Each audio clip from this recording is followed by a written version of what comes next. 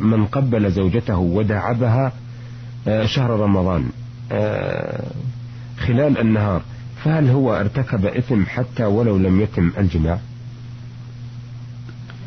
لم يرتكب إثما إذا قبل زوجته وهو صائم في نهار رمضان،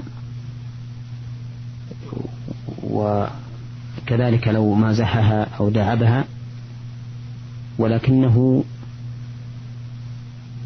يجب عليه أن يلاحظ أنه إذا فعل ذلك وهو يظن الإنسان أو يتيقنه لعلمه بحال نفسه فإن ذلك يحرم عليه. وأما إذا كان يعرف من نفسه أنه لا ينزل بمثل هذه المداعبة وبمثل هذا التقبيل فإنه لا حرج عليه في ذلك.